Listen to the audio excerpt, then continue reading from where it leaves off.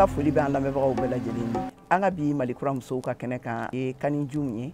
Ale ye musokun ye, a sigilen bɛ yan nɔ, a bɛ bɔ Lagine, a bɛ sigilen Maryland, Amérique yan, ka na sigi Amérique yan, ka kow kɛ, u bolo ye kow sɔrɔ yan nɔ, ka kɛ musokun ye. Awa Kani, i bisimila Malikura musow ka kɛnɛ kan. Ni ce. An bɛna ka na baro kɛ i fɛ. Ni y'an ka kɛnɛ wasolen de ye, an kɛlen bɛ ka kɛnɛ min sigi kɛrɛnkɛrɛnnenya la, musokun ye, farafinna musokun, an n'u bɛ to ka ɲɔgɔn masala. Awa i bɛ se k'a fɔ an ɲɛna k'i présenté an na cogoya jumɛn na, e nana Amérique yan, i bɔra aw ka jamana la Lagine ka na. Awa i nana yan wagati jumɛn, i san joli de bɛ yan? N nana Amérique yan, n na fɔlɔ Amérique kɛra 2003. N nara n kɔrɔkɛ bara yan dɔ, a tɔgɔ ye ko Amadu Jum. Donc n na fɔlɔ kɛra o le ye. N nara n ka karan dɔ kɛ pour que n ye se ka n na duɲarɔtɛ lataama ɲaamin kan Amérique yan dɔ, ka n occupé ka mɔlu ma dɛmɛ. N na baara ye wole di yan. N'o tɛ baara gbɛrɛ fana ye n bolo n'a ye julaya di.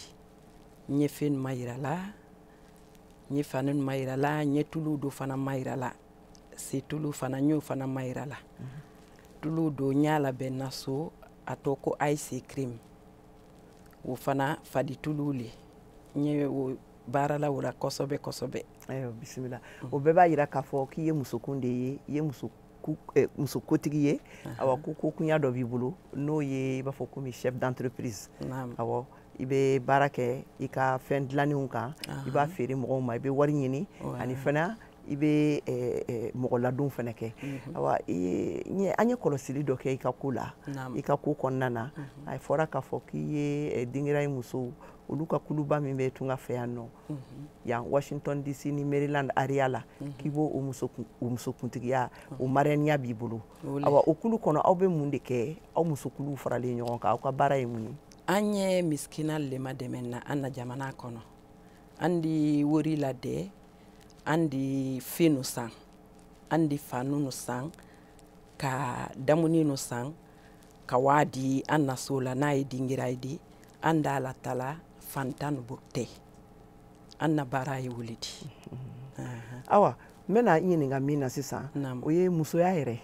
E yɛrɛ bolo sisan, musoya i bɛ se k'a bila minɛn jumɛn de kɔnɔ?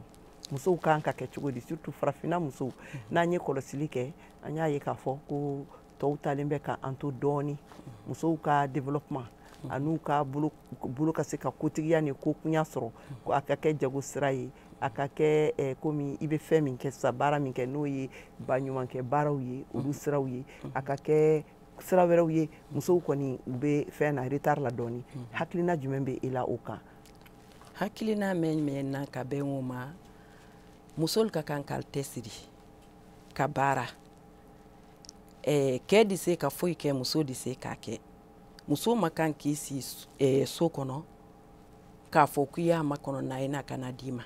I ka kan de i yɛrɛ kana y'i wuli, i y'i la baara ɲɛɲini, i y'i la wodi ɲɛɲini, i y'i cɛsiri, i ye kɛ mɔdi min di ko ɲa i la denbaya ma, ani min di ko ɲa i la jamana kɔnɔmɔɔw ma, ani dɛɲɔgɔnw. Fanga darakira aw ka jamana na, a ye bolo kura minɛ, nka hakilina min ye an na ka kɔlɔsi kɛ, an y'a ye jamanatigi kura min bɛ yen, ani musow tɛgɛ bɛ ɲɔgɔn bolo kosɛbɛ. Sabula an y'a ye laban ninnu na, musow de bɛ mamaya kɛnɛ sigi ko di, a taara o kɛnɛ kan ka kɛnɛba sigi, musow bɛɛ bɛ girin mamadi mamadi mamadi. Awa i bɛ fɛ ka mun de fɔ sisan o ko ninnu kan? N y'a fɛ ka min fɔ ko o kan, n di Ala fo ka Ala barika la.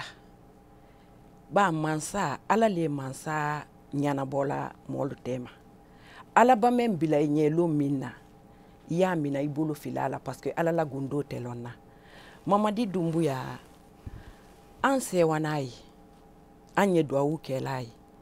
Ala ma dɛmɛ na, Ala ma ala kanda na, parce que a ye baara la jamana kɔnɔ. A y'an nasila labɛn na, a ye hinala fantanu la, a ye hinala miskina la. Donc vraiment an sewa ni Mamadi Dumbuya ye. Ka ban ani n de kɔrɔkɛ anin de ma kɛ duma n'a ye confiance camarade an di barika bila Mamadi Doumbouya ye a ye baara min bɛɛ la toujours ala ma dɛmɛ na ala ma ala kan dan na ala ma a sera jamana kɔrɔ. I ko k'i bɛ tulu dɔ dilan ka feere. Naam. I bɛ fɛ sisan i ka entreprise ni a ka développer cogo jumɛn na i bɛ fɛ ka mun de kɛ ni tulu nin ye. Tulu nin n y'a fɛ a ye yiriwa hara n di se k'a feere jamana bɛɛ kɔnɔ k'a feere fen ka a feere minan fana ba ten a man bon fɔlɔ n y'a kɛla n barale n y'a fɛ ni ka fɛrɛ sɔrɔ ka machine sɔrɔ ka dɛmɛbaga sɔrɔ a la men de se ka n dɛmɛ pour que a entreprise ye wara a ye bonya n ye ala ɲinina wele ma waati min na ten. Awa kumakan laban jumɛn b'i bolo k'a lase. Kuma laban min ye n bolo k'a lase ali bɛ barika n na sabu ɲuman mɛn nara n di yan n di barika bila u fana ɲɛ kaban n di duwawu kɛ bigini ni palmeri ye parce que n sera yan wele la sababu ya ma. Tabarikala. Awa o diyara n ye. Ka duwawu kɛ Laginɛ mansakɛ ye i fana ye n dɛmɛ duwawu la. Ni ala sɔnna Mamadi Doumbouya.